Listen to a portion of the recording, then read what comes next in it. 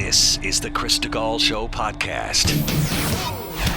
Okay, guys, let's just rip. And Chris Stigall. Chris Stigall. Chris, thanks for being with me tonight. Chris Stigall. I'm joined now by Chris Stigall. Now, he puts the broad in broadband. It's Chris Stigall.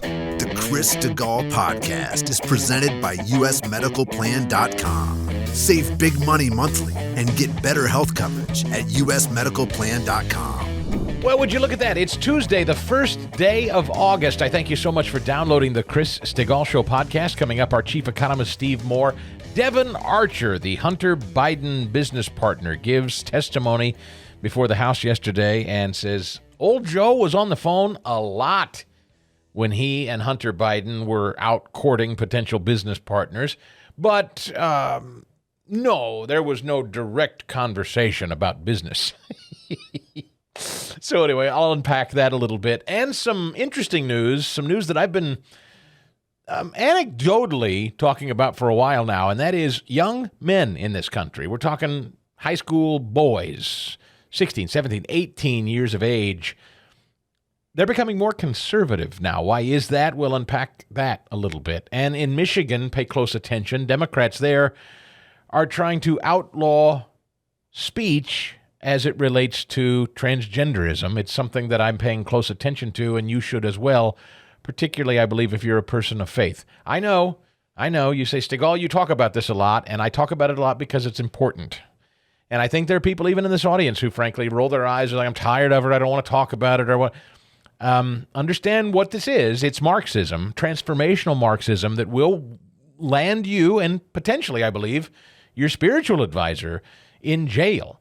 And shying away from it, running from it, not talking about it, being afraid to talk about it. It's political. Let's not talk about it. I don't want to upset the neighbor kid.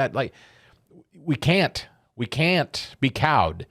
This is exactly the way people behaved once upon a time during the gay marriage debate. And then it just eventually got to this place. Well, let's just not talk about it. Well, let's just hear, and that's just the way. Let's just accept it for what. Be careful, because you can't get it back. There's no putting the toothpaste back in the tube. Let me tell you about the guy that makes the show possible every day. He sponsors this program and wants you to save money on health insurance. Do you buy your own? Good grief if you do. Do you know you could save a ton of money? You probably haven't even shopped this. You pay a monthly premium and you think, well, I guess this is just as good as it's going to get.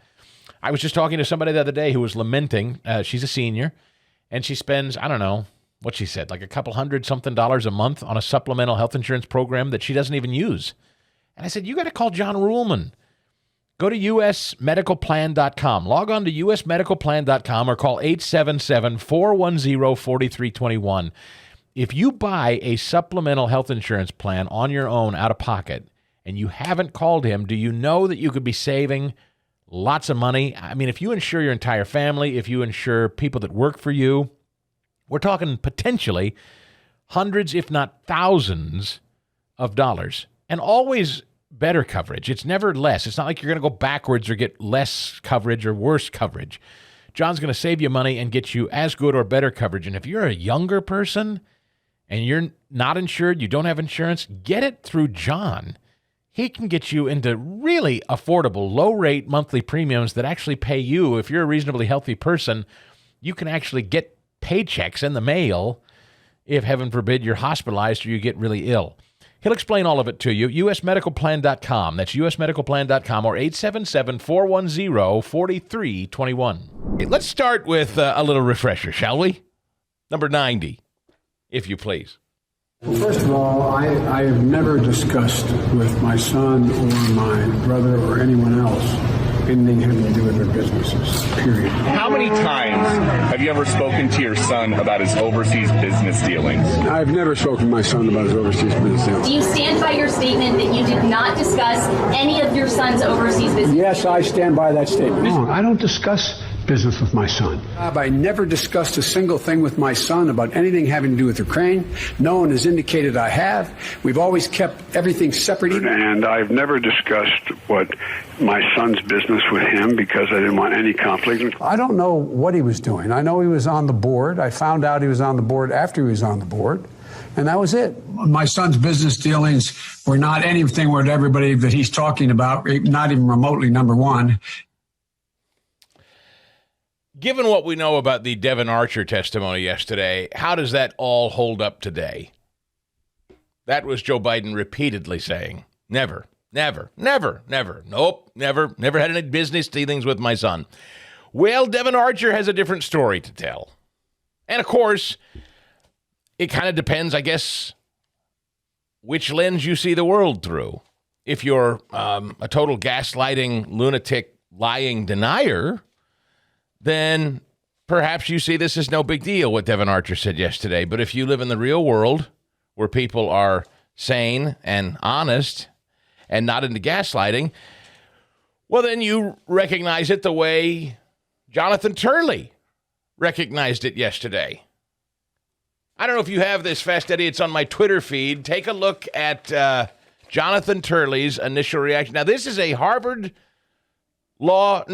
Georgetown law professor, Jonathan Turley, sitting with Neil Cavuto, who's also a Trump hater, by the way.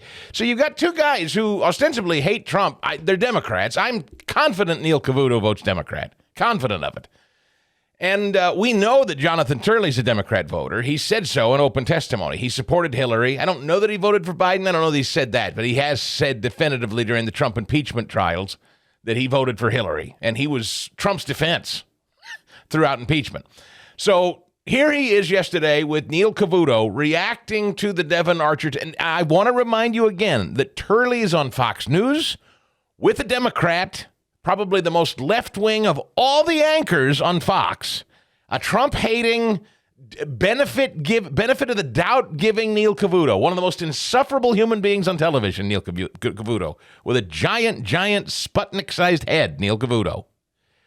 There are few people I have more contempt for on Fox News than Neil Cavuto, sincerely.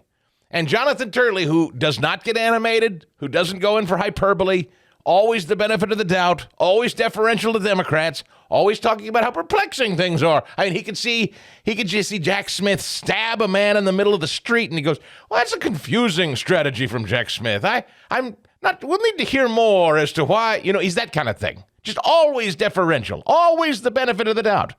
Have I set this up effectively enough?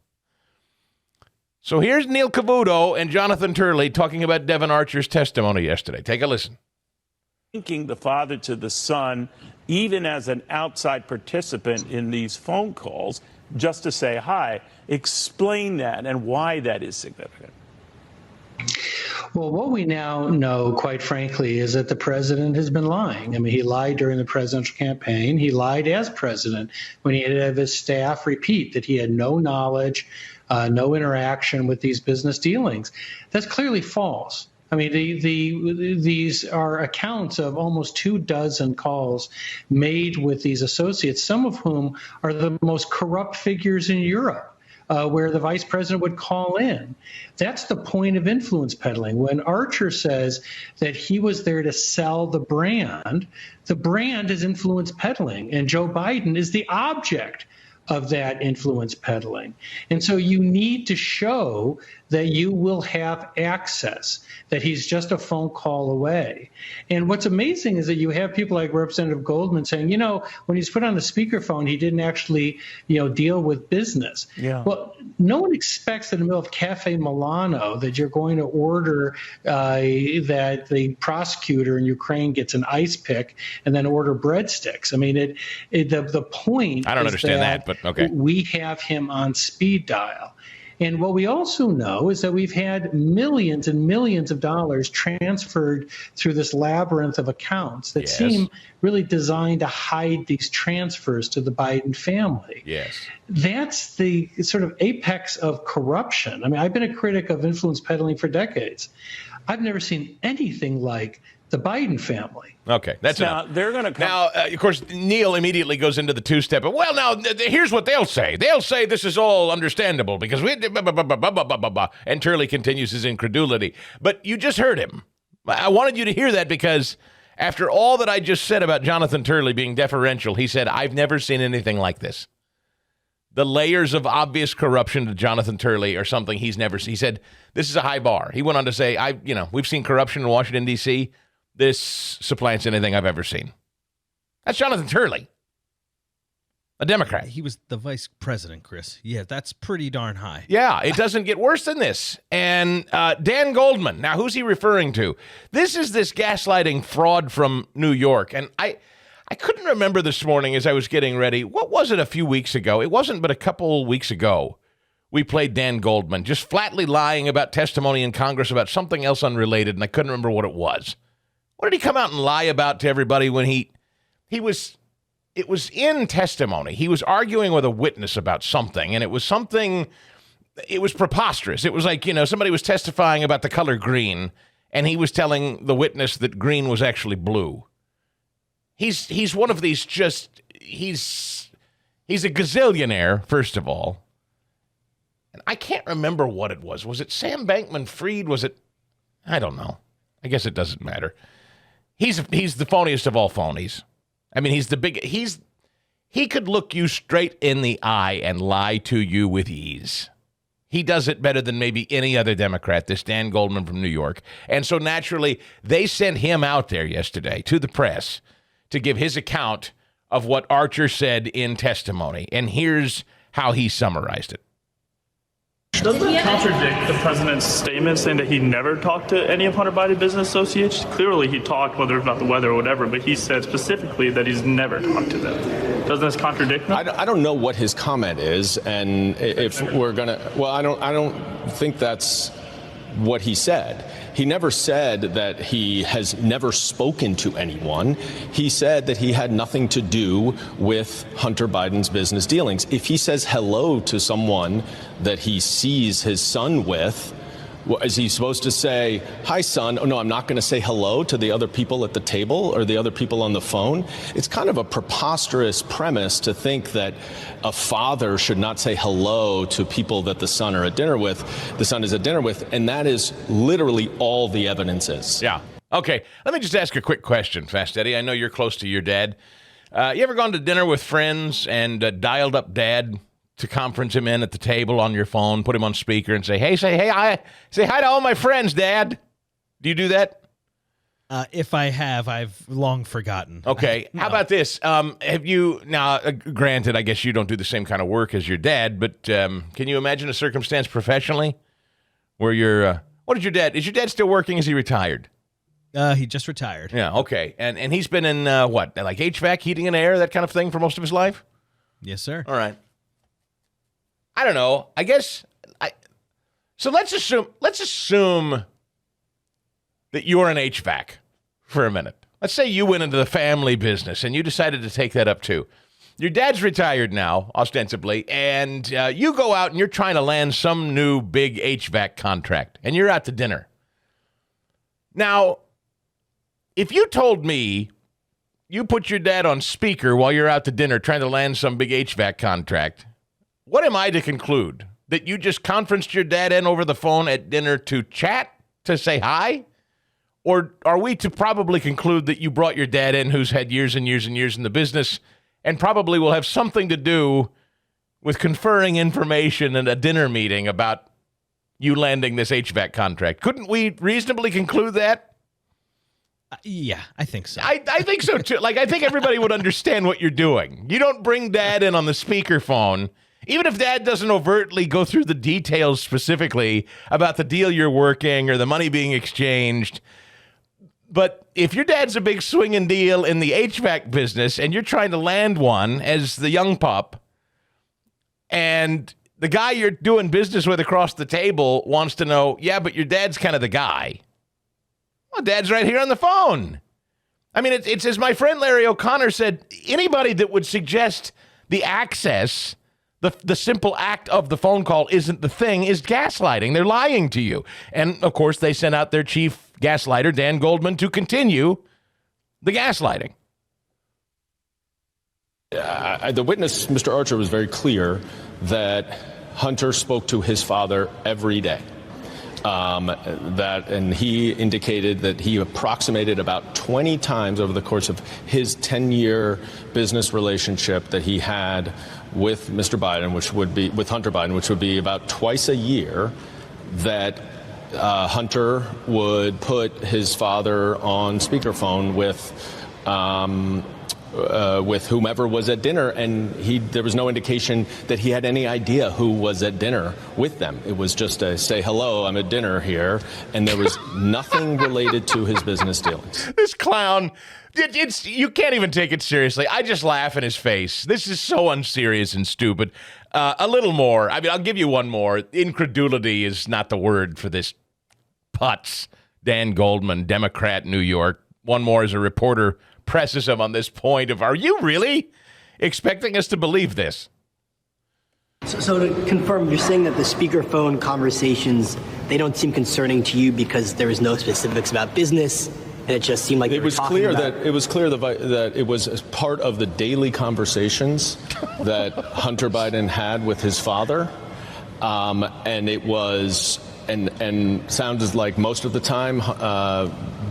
Now President Biden didn't even know who the people he was at dinner. He was just asked to say hello, and he would, talk about the way he described it several times. They asked over and over and over. He described what the weather was, how what's going on your end.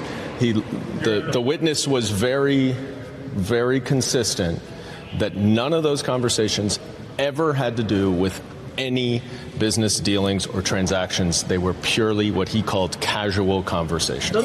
In a way, I feel sorry for this guy. In a way. In a small, tiny way, I feel kind of sorry for him. He's been sent out to do something that clearly no other Democrat in the House of Representatives who was part of this testimony yesterday, he was sent out to do something none of the rest of them could summon. They didn't have it in their person. I mean, he was asked to do a Herculean feat. Go out before the press and the American public, look them all in the eye and say, what you're seeing is not what you're seeing. Who's the best gaslighter we have on this committee, Democrats? That's Goldman. Dan, will you? Sure, what the hell. It's not an admirable position to have to go out there and do it, so I give him credit. He is an all-time gold medal Olympian at gaslighting. Ain't nobody in Democrat Congress who gaslights better than this weasel, Goldman from New York. Do you remember yet what it was? What was he a couple of weeks ago just straight up gaslighting and testimony about? So he had a number of things. His most recent was that he admitted in the congressional testimony that through his questioning that Joe Biden did talk to his son. So before that, and it was either last week or the week before that, it was understood that Joe Biden never spoke to his son.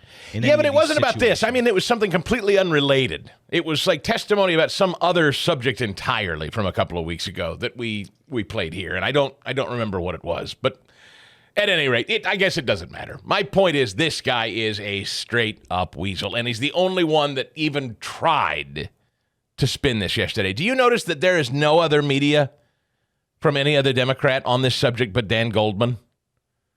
That's how soulless he is. I mean, Democrats are a pretty soulless bunch, and he's so slithering low. He's the only one that was willing to walk the plank before the press yesterday and try to explain this away as no big deal. This is commonplace. Hunter would regularly put his dad on the phone and they'd talk about the weather. Or, how's Dad doing? Now, everybody understands. I know, I don't even have to say, this feels childish to even say this. But just in case, for some reason, there's someone happening by, I do know there are very young people who listen to this podcast from time to time. I'm reminded to watch myself, as there are children who actually, God bless them, who download this and listen to learn. So, all right, for the young people or who are new to this program or new to politics and don't understand this, let me just explain something to you briefly, if you don't get it. When the family business comes up at a dinner and you're out taking money, and Hunter Biden was out doing business with people from whom he was taking money, all right? He went out to do business, to have dinner, to get money from people that would pay him. Foreign entities in different countries, Russia, Ukraine, China. Hunter Biden and his business associate, Devin Archer, who testified yesterday, they would go around the globe and they would sit down at business meetings and they would try to secure millions of dollars for their business. Now, why would foreign entities, why would foreign countries, foreign companies, why would they pay Hunter Biden and Devin Archer millions and millions of dollars for anything? Why would you? If you had millions of dollars and somebody wanted to get money from you, why would you pay them? You'd pay them because they could do something for you. What tangible, marketable skill does Hunter Biden have to offer you if you're a shrewd, sharp, international business person? What tangible thing can Hunter Biden possibly offer you? What does he do? Paint? We've only learned lately he can paint. What we know is he is a stripper-banging, coke-addled loser. He has nothing to offer anyone of substance, except one thing. What is that, class? His last name. His father's name. His father, who at this time was the vice president of the United States. So why would foreign companies with millions of dollars want to pay Hunter Biden millions of dollars? Not because of anything he can do for them directly, but rather who he can provide access and help to and from. And who's that? His dad. The second most powerful man in the world at this point. The vice president of the United States. And so you say, next, maybe you're new to this and you'd understand. Oh, I don't get it, Chris. Why would he bring him up and put him on the phone? If we just heard Representative Goldman, they never discussed any business. No, but that's not the point. The point is showing, this is old. Look, anybody that's watched, I'm sure there are several movie plots like this. There's just none coming to mind at the moment, but I feel like I've seen this in a movie before. When you're sitting around a table and you want to display that you're a big shot, the first thing that you do when you want to show somebody you're a big shot is prove to them who you know. It's as old as time. Who's in your Rolodex, they used to say, before we had cell phones. Who's in your Rolodex? Your Rolodex was the most powerful thing. People would be lured away in sales jobs, for instance, all the time.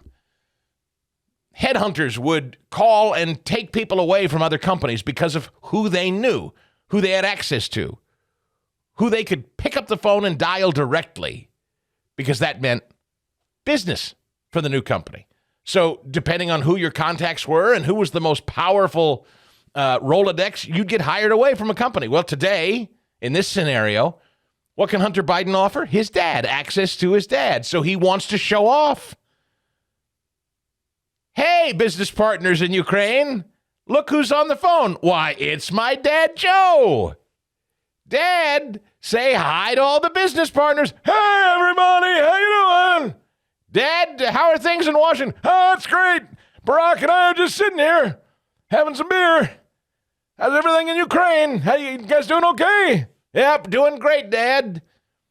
So anyway, good to catch up, Dad. Go on back to doing powerful, important things that changes the globe with one push of a button. Powerful, Dad, you. Just wanted to say hi to you and my Ukraine business buddies. All right, keep it up out there, Hunter. Love you. Kisses. Click. I'm sure that's exactly the way it went, actually. And that's enough. Don't you understand that's enough? I mean, anybody that would suggest to you that they have to say, like Biden had to hop on and go, all right, now I want to know in Q2, you're going to pay me $1.5 million for the, he's not going over data points. He's not there for the transaction. He's there for the sale. He's there to close. You bring in the closer. Anybody that's been in sales for 10 minutes understands how this works. Hunter Biden is showing off that he can get his dad on the phone. And so as soon as these foreign interests go, wow, he's serious. He's not just some stripper-banging, crack-addled loser. He really can get his dad on the phone. Okay, where do I sign? Now, of course, what else do we know? We know that Hunter Biden, in text on the laptop, it's all been laid out. And all these circuitous routes of money to his uncle, Jimmy Squarejaw Boombots, the barback, and all these loser Bidens and all their funneled channels of money going here and there and here and there. We know that in all their correspondence, it was always 10% for the big guy. It was always these negotiated side hustles of, well, I got to, Hunter's always lamenting the chunk of change that he's got to hand over to Dad after he globetrots and bags this dough Yeah, I go out there, I'm the front man, I close all these things, I bag all this cash, and then I got to hand it over to Dad. Which, by the way, kind of an ingrate thing, by the way, just to set it aside for a minute. I mean, if it weren't for his dad, like, who the hell is he?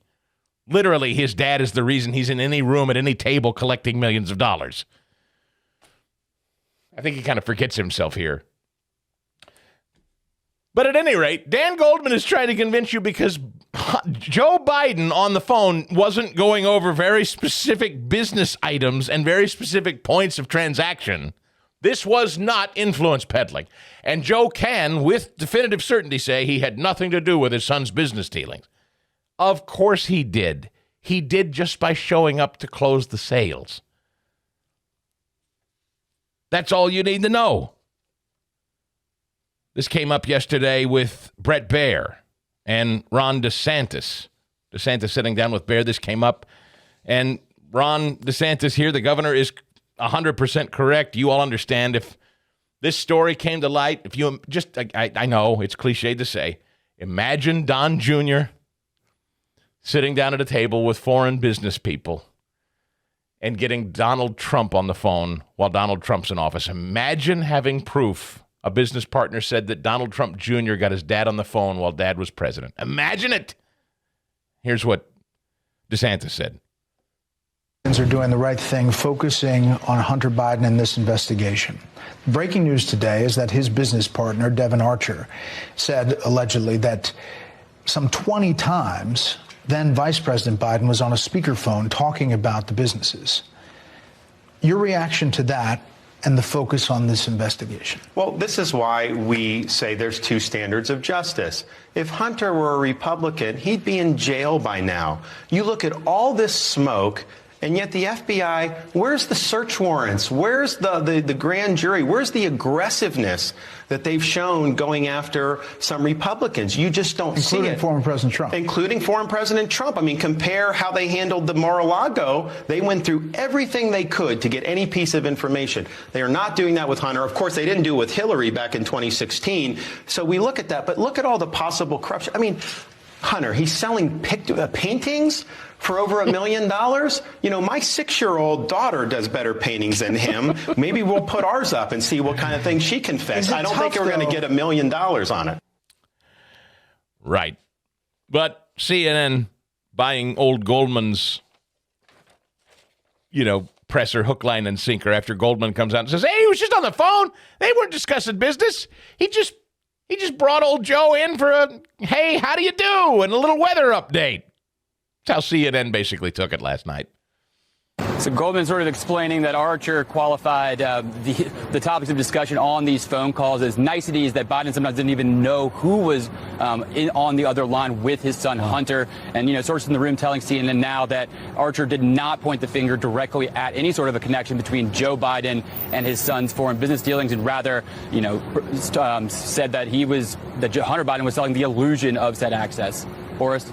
Really a stunning development, Zach, when you consider that Republicans were selling this as a breakthrough that would link Hunter's business dealings with his father. Instead, business was apparently never discussed. I mean, this is to Devin Archer. Zach, okay, I can't. This is really a stunning development because Devin Archer said Hunter Biden was selling an illusion. This is gaslighting. I know you know it. I'm going to try not to get. I'm not going to get wound up. I'm not going to let them do this to me. I'm going to stay even. It's early in the week, so I'm not going to let them make me mad. They're looking right at their viewers and saying it is a stunning development that Devin Archer said Hunter Biden was selling the illusion of access. CNN then says, well, this is clearly not what the Republicans claimed. Archer said he was selling the illusion of access. He didn't actually have the access. But if Joe Biden participated in the illusion, then that's enough. Well, I'm thrilled to hear from my friend Jason Perrett at Eagle Wealth Planning that you are reaching out for some financial counsel in 2023. Jason is a financial advisor at Eagle Wealth Planning.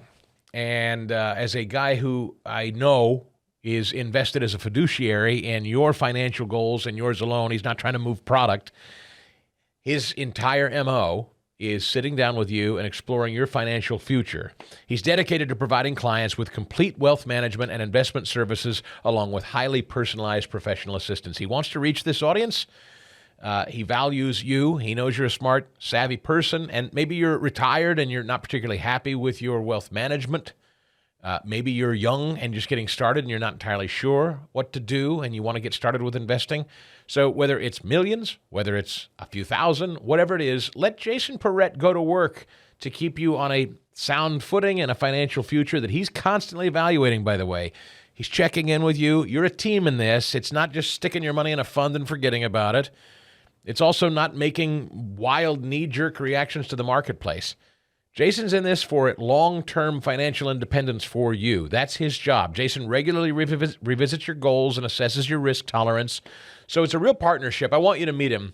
This guy is deadly serious about keeping you on track and getting you to your financial destination. Whether you are an entrepreneur who's been, very, very successful, maybe near retirement, maybe you are retired.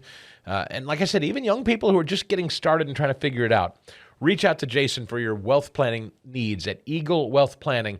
He is linked on my website. Go to chrisstigall.com and click on the Eagle Wealth Planning logo. It'll take you right to his site. You can call him today, 816-394-8117. Jason Perrette, 816-394-8117. He's Jason at eaglewealthplanning.com if you want to email him. Jason at eaglewealthplanning.com. I hope that you will. Please tell him that Chris said hi.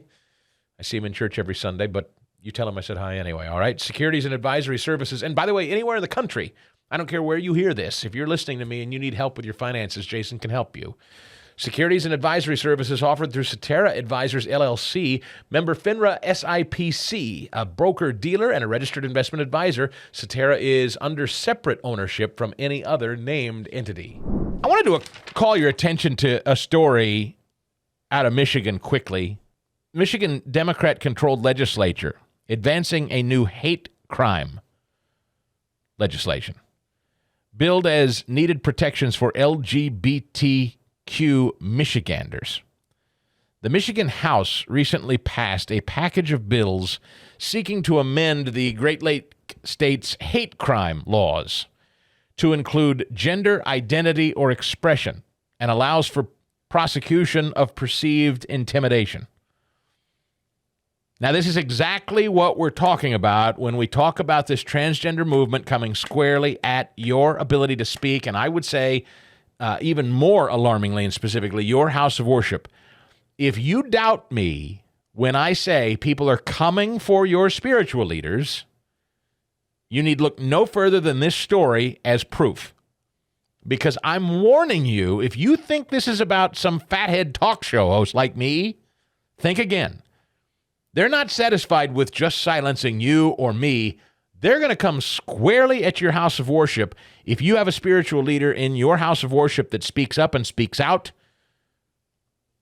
on issues of the sanctity of life, on issues of the inerrancy of God, that God doesn't make mistakes, God is the creator of all things and makes no mistakes, it will soon be, if people like the Michigan Democrats get their way, that will soon be considered hate speech unto itself.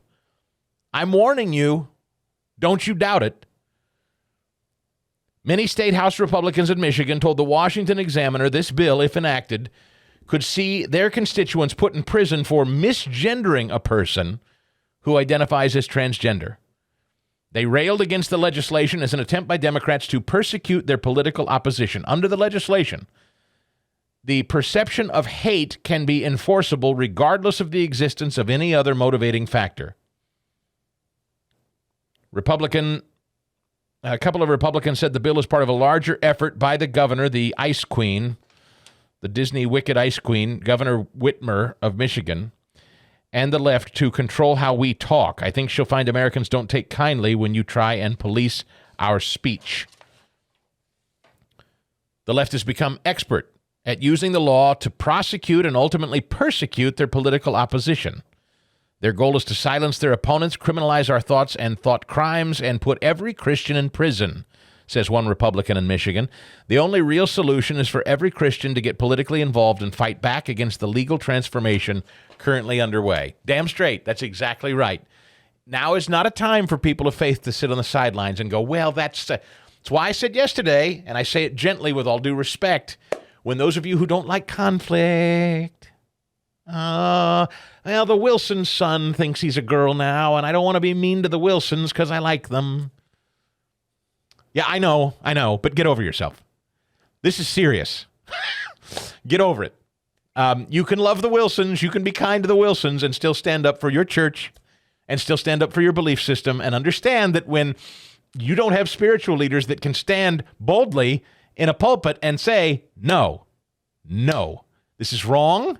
This is not keeping with God's design. This is not keeping with the Word of God. No. If you don't have spiritual leaders who can say that, you're in trouble. We're in trouble. You outlaw that stuff, you start making that a hate crime, we're in trouble. I mean, there are governors right now who are trying to make it illegal for parents to resist their minor children having transition surgeries and take transitioning pills and hormones and all of this stuff. That's abusive. You see how perverse this is getting quickly? The state talking about potentially even taking kids away from their parents if their parents won't go along with mutilating the genitals of their kids or giving them hormone therapies. It is not a stretch. This is not being hysterical. This is a warning. Democrats want your speech. They want your family. I believe they want your house of worship. Because those are the things, the family and the church, faith and family, they got to get rid of those. They've got to undermine those because those are things that stand in their way. And that brings me to this story, which is an outgrowth of that. And I think young men are seeing it in particular. Young men, and this is the conflict that, young men have been told for a while now that because they're male, they're jerks. Just by virtue of them being born, you're bad. Born male, you're bad. Born male, you're just going to grow to be part of the patriarchy. So this kind of hyper feminist thing has been beating up young men. This is exactly where my sons live right now. My sons are 18 and 17, all right? So I can speak with expertise on this. I've watched this. I've watched the trajectory of young men in public school increasingly be emasculated and told to shut up. And it's not just the hyper-feminization of things, but it's also the racial thing. So if you're a young white male, you're really bad. If you're a young straight white male, you're the worst of the worst. And so what I've noticed is young white straight men, when they get together in quiet, have I not told you this? How many times have I said this over how many years have I said on my show that I have noticed young white men, young white boys who gather in my home? I've overheard them when I would, before they were driving, I would drive them around. I would overhear their conversations in private. And I've told you how many times they're rejecting this stuff. I said, it's anecdotal. I can't prove it, but my sense of it is young white males in public school settings have felt so put upon, so beaten up, so abused, so demoralized. When they get together in quiet, they're bucking this big time. And now The Hill has a piece that confirms what I have suspected is true. There's a popular narrative, they write at The Hill, that young people are getting more liberal. Thus, social media buzzed when a chart surfaced in spring that seemed to suggest 12th grade boys have become overwhelmingly more conservative. As with many Reddit posts and viral tweets, the truth was more complicated, but the numbers do say this. 12th grade boys, and these are my sons, my son who just graduated from high school and my middle son who's about to be a senior. 12th grade boys are nearly twice as likely to identify as conservative versus liberal, according to a federal survey of American youth. They're watching this. In annual surveys over the last 3 years, roughly 1/4 of high school seniors self-identified as conservative or very conservative. Only 13% of boys identified as liberal or very liberal in those years. The figures represent a striking shift in the political views of boys. As recently as the late 2000s, liberal boys occasionally outnumbered conservatives. Back in the Carter era, both boys and girls leaned liberal. Nowadays, it's the girls who drift to the left. That doesn't surprise you. It shouldn't surprise any of us that young women are trending liberal. Women ages 18 to 29 more likely to identify as liberal now than at any time in the past 2 decades. Young women are twice as likely as young men to claim the liberal tag, a widening gender gap in political beliefs. Let me give you an example. My son, he works at a restaurant. He waits tables. We were just talking about this last night. And I said, how's work going? And I don't exactly remember what came up, but he was talking about, I know what it was. He was talking about one of his colleagues who waits tables alongside him, one of his fellow wait staff. She just lost her job. And he said, Dad, she's, and he specifically said this to me. He goes, I believe she's a Christian. She's a conservative. I believe in the very same things she says and the things she believes. But what he was basically saying was she was very, very outspoken, and that they have another person that works alongside them who is trans and now wants to be called a boy, a male. And apparently this fellow waitress with my son will not engage. She wouldn't do it, and misgendered the person they work with a few times. And when confronted about it by the manager, basically said, hey, you need to start using the right pronouns. And this waitress that worked with my son said, I'm not doing that. No. And they fired her. And my son was making the point that he's content to just kind of shut up and go with the flow. Like, he's not going to go picking fights on this front. But it's interesting. There is a point with him. He draws a line at one point. He said, look, I don't need to. Okay, so I work with this person. She now wants to be called a he. Like, I'm not going to go antagonize. I'm not going to, I'm not looking to pick a fight, whatever. But he said, I think they're entertaining creating a separate restroom other than male and female in the restaurant. I said, oh, that's interesting. Where does this person, what restroom do they use now? Because this is a female who's now calling herself a male that he works alongside. He said, you know what? I don't know. I haven't noticed that. And I said, what would you do if you walked into your restroom and you saw her in there using yours? He said, oh, I'd quit. He said, I would tell the manager in no uncertain terms that's not acceptable, and I would quit. He said, I'm not going to give her a hard time. I'm not going to misgender. I'm not going to antagonize, but that's where I would draw a line, said my son. And he's 18. And this is what I'm talking about. There is again, that's just an anecdotal story, but my other son is very similar that way. They're not looking to pick fights, but they do have a threshold. And as they age and become more independent, I'm noticing in my sons a more, in fact, my son is becoming more anti-establishment all the time without any prompting from me. He's now questioning everything of government. He's, I don't know how to say it. I'm not saying he's a lunatic, but I will say that he asks questions about, as I've said, he's fascinated with RFK Jr. Talk of the government assassinating his uncle, talk of the shot being a subversive, damaging thing. Young men are listening to that. They're watching and they believe it. And I'm telling you, there is a whole culture of young, particularly young white men in this country that's bubbling up. And just remember that I told you this. They're there. They're out there, and they're in great numbers. And I don't know what that ends up becoming. I'm not forecasting or predicting anything.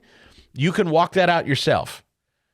But what do you do with a whole culture of young, new adult men who are increasingly challenging and questioning everything about their government while they're being told they're rotten and they're no good, they're the patriarchy, they're the racists, they're the bigots, shut up, let people use the restroom of their choice. And these young, straight, white men, they're not having it. This piece goes on. Trump may be the key, of course. Of course, they always come back to Trump being the problem and the reason. Had it not been for Trump, people like my sons would behave. They wouldn't be questioning. They wouldn't challenge authority. They would realize the error of their ways just by existing, that they are guilty of being white and straight and male, and they would heel and be subservient. But then Trump came along and made it cool to fight back, is basically the thrust of this piece. Now, it bears repeating that my sons are not even particularly interested as they look to vote for the first time in a presidential primary. That Trump is not really, I mean, they were interested in Trump. They thought him funny and they supported him, but they're actually looking at people like Vivek Ramaswamy. I've told you that before. They want something that they view as fresh or hip or new or different. But anyway, this piece says Trump himself is the key to this trend amongst young men. The 45th president energized males with his rhetoric, his overt hyper-masculinity. Donald Trump talks like a high school student, says one 21-year-old quoted in this piece. Maybe there's a connection there. If you grew up playing video games that were not age-appropriate and you were sitting in the lobby, virtual lobby, screaming at the mic, Trump was your president. He really channeled that energy. More broadly, the conservative wing of the Republican Party has made pointed appeals to disaffected men of all ages. Trump, Florida Governor Ron DeSantis, and other conservatives have derided woke ideology, accusing the left of overreach and seeking redress for injustices involving race, gender, and sexual orientation. One recent Politico article put it, Democrats have a masculinity problem. Conservative icons like Dennis Prager, Ben Shapiro boast millions of YouTube followers, a platform where ads and viewing suggestions make it easy for a young male YouTuber to get sucked in to a conservative sphere of politics and media. Sucks them in. How do they get sucked in if the message doesn't appeal? I mean, when you're told from a very young age, you're white, you're straight, you're male, you suck. You're white, you're straight, you're male, you're Christian, you really suck. Everything you're learning at home, you suck. You're an oppressive aggressor. You're racist. You're sexist. You're privileged. You're a bigot. I mean, Fast Eddie, you've got a young white male son. He's going to hear this. And I wonder from a very young age until he's 18 and able to vote, if you hear that steadily enough in the secular world, what does that turn you into? What are you inevitably going to become? You're either going to succumb to it and start having 32 disfiguring surgeries to become a woman in the hopes that people will leave you alone, or you're going to resist it and resent it, and you're going to start to push back. And that kind of depends, I guess, a little bit on how you're raised, right? I hope so. If he's my son, so he better push back. But this is why we see young men mutilating themselves. As we talked to Ollie London, he said this because it's fight or flight. The emasculating of young men and the demasculization of our culture, and suggesting there's not a dime's worth of difference between men and women. Men can be women. Men are told, straight young men are told they suck, so maybe I should just go be a chick? While you women, who've always claimed your special mantle of feminism and being a uniquely created individual, that's being undermined. It's all driven by the left. It's madness, actually. It's madness. So feminists gravitate to Democrats, and Democrats are telling feminists that men can be them now. While Democrats continue to deride men and masculinity and drive them into being more feminized and subservient. Gee, it seems almost purposeful. It seems almost Marxist and destructive, doesn't it? So, I read this and I share this with you, and you can read it for yourself. High school boys trending conservative. This is a piece at The Hill. I've been following this for a while, and I've observed it anecdotally. I can confirm this is going on at my house. Young men aren't looking to pick fights with the secular culture, but they're not just healing anymore. They're not tucking their tails. They're not going to be told, particularly when they're up and out. Like, my sons have been willing to play ball for a time, but I can tell now that they have now that they're talking about their next steps, going into college, getting a job, being on a job site, they're now saying very definitively there are things they're not going to tolerate. And I harumph them. I slap them on the back and I say, good for you, boy. Good for you. You shouldn't. I don't want them to. It's not the way I raised them. Now, I do think my older son, if I could be completely honest with you, he tilts almost to the side of conspiracy theorist. And I that's not where I live, and that's not what I raised him to be. But all of them challenge authority. All my kids do. And I don't mean in a disrespectful way. I mean, they question everything. And at this point in our history, all I can do is hope that I have 3 inquisitive kids who challenge what they hear. That's the best I can hope for at this point. You know, Dennis Prager said something brilliant. He said, we're not gods as parents. We're not gods. We shouldn't take too much credit for the good things they do, and we shouldn't impose too much blame on ourselves for things they don't do that we wish they would. I think that's right. I mean, they are their own individuals. So if I have any influence over my kids, if there's one piece of advice I can impart on them, and I think they all have adhered to, and I think they all do well, and that is question everything. Trust but verify. Senior economic contributor at FreedomWorks, former economist in the Trump White House, the hotline every day, free newsletter from the Committee to Unleash Prosperity. Steve-O, good morning. Good morning, Chris. Yellow Freight, yeah, shutting down. Now, this is a big story because, chief among the reasons this is important to everyone is now all the people that Yellow Freight hauls goods for, those people are going to have to go to find somebody else. And everything I read suggests from FedEx to UPS and others, it's going to cost more. Yellow ran really apparently lean, maybe too lean, I guess, as they filed for bankruptcy. So I don't know if you read anything larger in the economy about Yellow going under. It sounds like they weren't really well run. I mean, truth be told, but how do you read it? Well, I don't know about the management of the company, but I do know this, that there are a number of factors behind this. One, a major one is the inflation rate. And so as inflation goes up, you traditionally see more and more labor unrest. In fact, I just wrote a column on this that, you know, we had a massive number of strikes during the 1970s. Never before in history have the unions called more strikes than they did in the 70s. Well, why? Because inflation kept going up and up and up and up and up, and real wages for the workers, the union workers, kept going down and down and down. And so they had to keep agitating for higher wages. And so we had, you know, some really militant strikes in the 70s. And for the first time, we're starting to, in 40 years, we're really seeing a huge increase in labor agitation now. You saw what the UPS situation, which finally got resolved. You've got the Writers Guild strike that's been going on for months in Hollywood. And a lot of this is due to the fact that we have, prices so high that people, even when the workers get a 6% raise, they're losing money because Biden took inflation up to 9%. So I think that was a major factor that the Yellow said, look, we're not going to be able to pay these workers 10% more. Our profits are not high enough. And so that was I think a really big factor here. And I think you're going to see more of these situations of either strikes or companies going under because they can't keep pace with these high inflation numbers. Remember, Biden keeps saying, he said the other day, prices are finally coming down. No, they're not.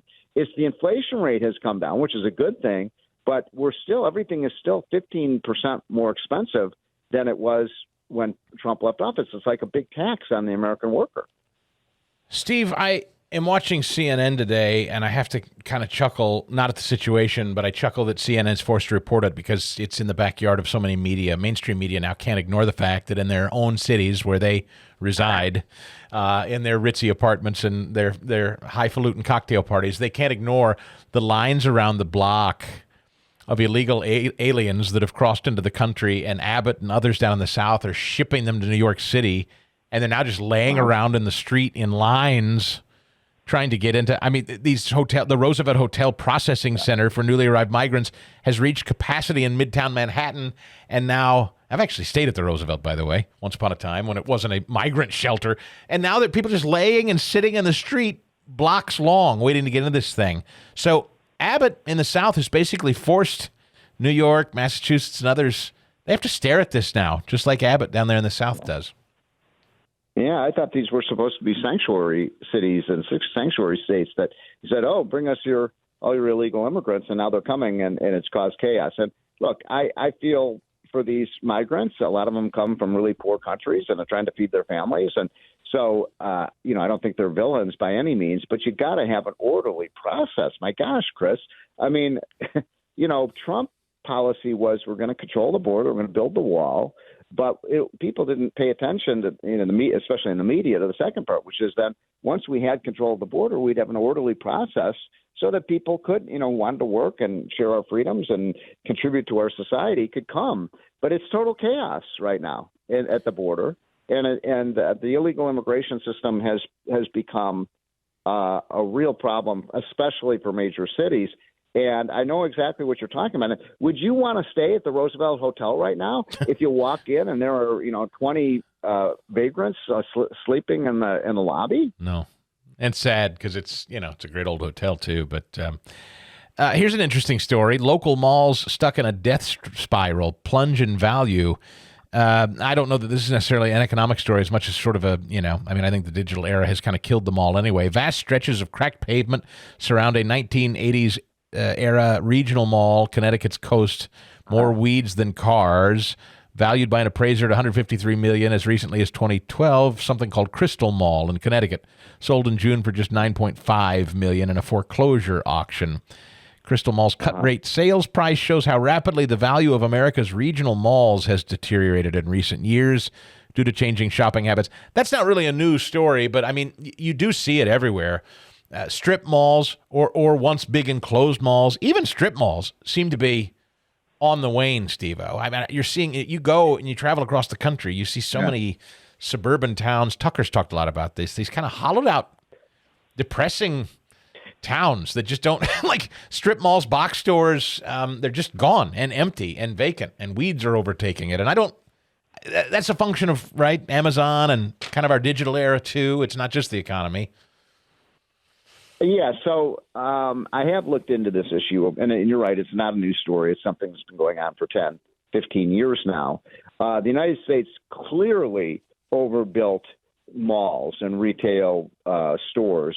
We have like 3 times more retail stores than, say, the Europeans or the Canadians do as a share, as adjusted for inflation. So it was clear that there was overbuilding.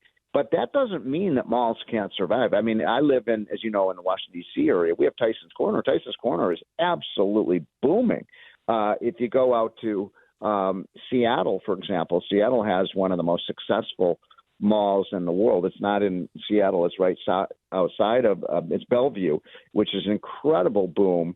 And their business has never been better. So you're going to see clearly a washing out of the unprofitable malls. But people still like to go out. They like to go out to shop. They like to go out to the movies. They like to go out to restaurants. So I don't think this is the end by any means.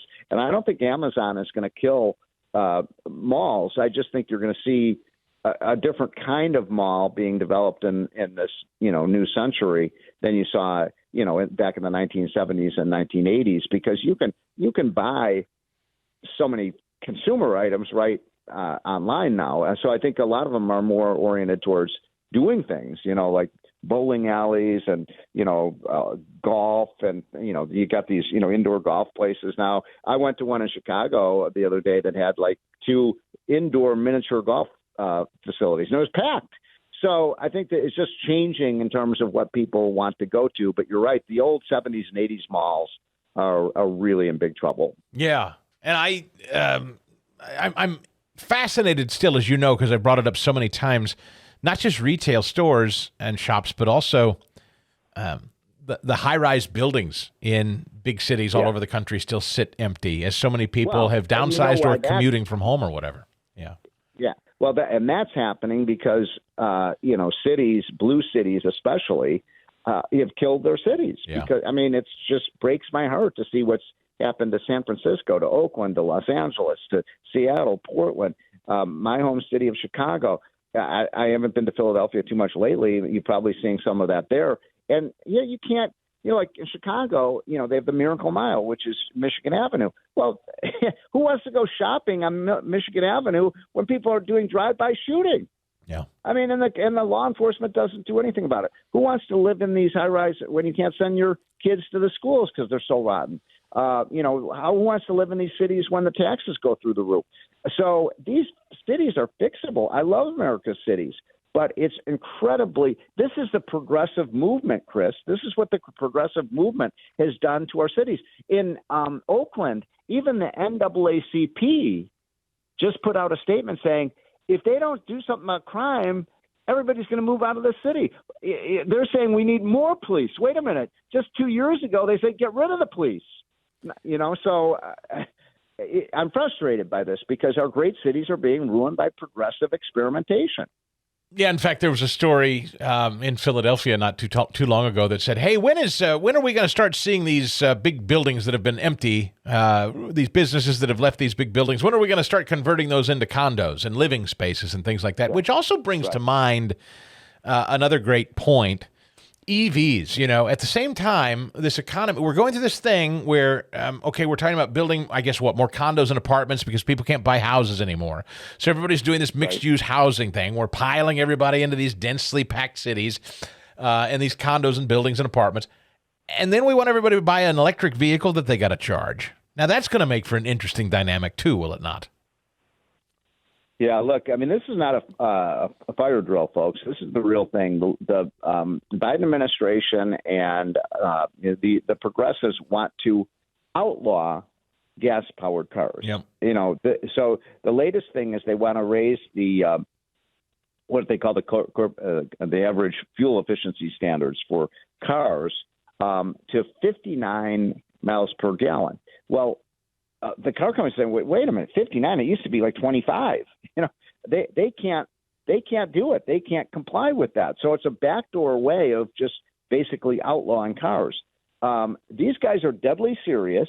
They want to force everyone to buy an electric vehicle. Most Americans can't afford an EV because they're so expensive, even though the government pays you $7,500 to buy these cars.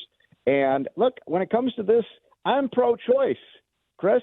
I think everybody should be able to buy whatever car they want to buy, and I don't want the government telling me I can't buy a Mustang with an 8-cylinder, engine because Americans love our cars. And if you want to buy a Tesla, God love you, you're welcome to do it. But I just don't want people's choices being taken away from them, and that's exactly where the government is leading us. Elon Musk, this headline from the Daily Wire: Elon Musk slamming woke ESG initiatives.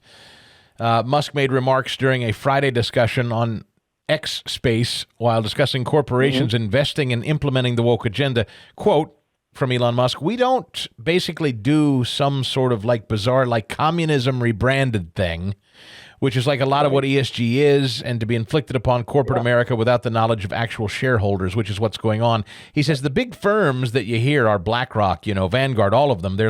They're setting themselves up for the biggest class action lawsuit in the history of class action lawsuits by an order of magnitude, he added. Musk repeatedly slammed ESG over the last few years, going as far as calling it the devil. Wow. Well, thank God for Elon Musk for speaking the truth. And where are all the other CEOs? Why are they so cowardly that they won't say this? I mean, everything he said in that statement is 100% true. Most CEOs know it, but they are sitting there in the fetal position in the corner because they're worried about left-wing activists, coming after them. And so ESG takes away your rights as an investor. If you're invested in BlackRock or if you have an account with State Street or these other firms and they're doing ESG, then they're reducing the value of your investments. And I believe that's actually a violation of their fiduciary duty. I think that's the point that Elon Musk was getting at, is that these big firms like BlackRock are going to face huge lawsuits when the investors realize, wait a minute, you weren't judging this company based on its, profits and its earnings potential. You were judging these companies based on, how many different, people, how many blacks and gays and Hispanics you have and how much, divesting in oil and gas companies and plastic companies. That's not the role of these companies. They're supposed to get you the best deal they can. When I invest my money, I don't want to save the whales. I want to make sure I'm getting the best return on my retirement account. Finally, Steve Moore, Ron DeSantis has unveiled another economic policy plan. Speaking in New Hampshire, DeSantis said his top priority would be wresting economic control from China. The 10-point economic plan, the third major policy proposal. He said Monday his focus was on reckless federal government spending. His plan describes him as the new sheriff in town, vetoing wasteful spending, mandating work requirements for welfare. He also claimed he could achieve 3% annual economic growth by keeping taxes low, eliminating bureaucracy, and incentivizing investment. So that's Ron DeSantis trying to gain traction out there.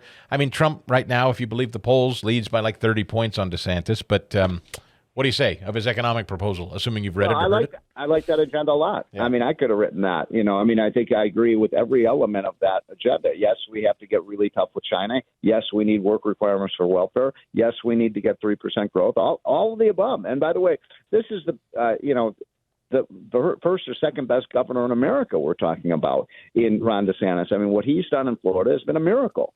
So I love all those ideas. The problem he's facing, though, is, get tough on China. Where have we heard that before? Who's the first politician who talked about that? Oh, yeah, Donald Trump. So a lot of the people are kind of scratching their head saying, well, isn't that the Trump agenda? And I'm not saying that disparagingly. I'm just saying it's going to be – I think at this point it's going to be very hard for Ron DeSantis to catch Trump, although it could happen. And I'm in favor of a – and by the way, just for full disclosure, I'm working with Trump again this go-around, and I've spent the weekend with him. So but I told Trump, I like all these candidates. I think we got a lot of great candidates. I like Tim Scott a lot. I like what – are you paying attention? Vivek Ramaswamy?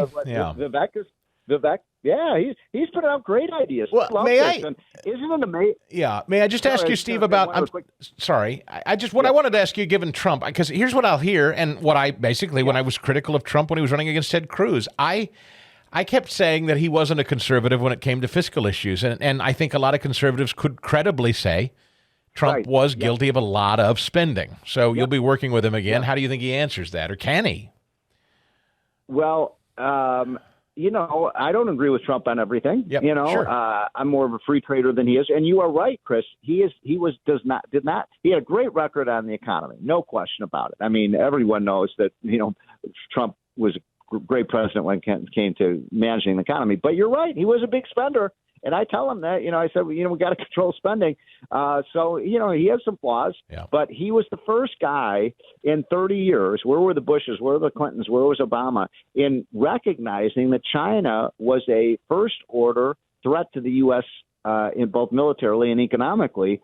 And so we'll see. I mean, I want to see this play out. I can't wait to see them all on the big stage. But look at the Democratic bench. Who do they have? Nobody. Yeah, that's right. Steve Moore, our chief economist at FreedomWorks, now back on Team Trump. And we always appreciate your time each and every week. Thank you, sir. MyPillow.com. You know the jingle. There's MyPillow 2.0. It's out now, folks. I just slept on it again last night. You've been hearing for, 20 years. Mike has been making MyPillow. He's been making the commercials, and you wouldn't have thought you could improve upon a pillow, really. But the truth of it is, he's not only improved on the patented adjustable fill, but now he has a brand new fabric and a new temperature-regulating thread to keep you cool. If you sleep hot, and I kind of do, this is the softest, smoothest, coolest pillow, and I mean temperature cool, that you will ever own. And here's the deal.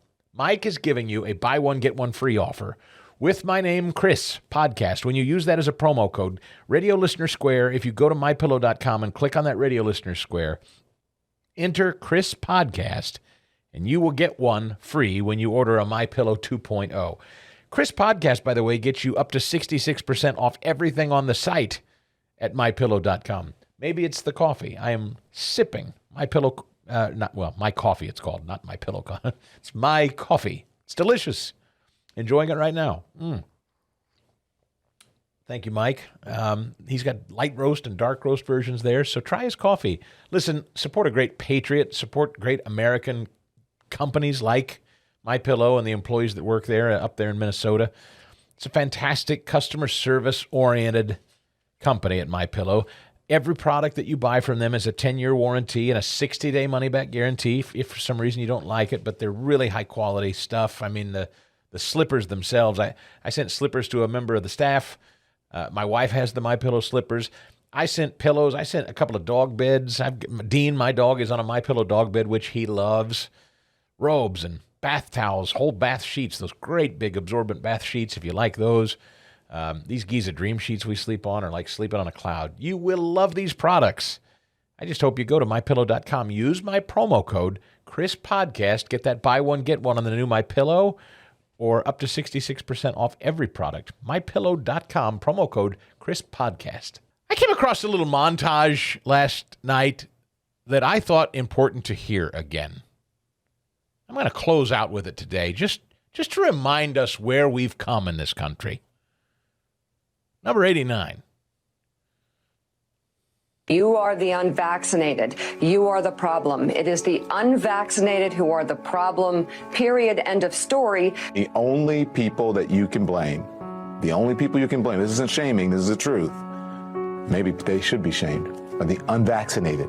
It's time to start blaming the unvaccinated folks, not the regular folks. Anyone you came into contact with will blame you, as will the rest of us who have done the right thing by getting vaccinated. Because frankly, we know that we can't trust the unvaccinated. I think it's time to get our moral house in order, Anderson. It's the unvaccinated who are the threat. All of us vaccinated folks are going to start wearing masks to protect the unvaccinated folks. It's called a Christian value. You're basically punishing the vaccinated for the sins of the unvaccinated. People are not behaving honorably. The unvaccinated are basically saying, well, it's open season for me. I can do whatever I want as well. The unvaccinated are basically beating their breasts and running around the country saying, we don't care, we're living free, and so forth. We've been patient, but our patience is wearing thin. The unvaccinated, a group that includes children and people acting like children. And the rest of us are starting to get pissed off. The vaccinated feel the unvaccinated. Yeah, remember that? Just a little walk down memory lane. I saw that and it struck me. Hope it does you too. The Chris Stigall Show podcast.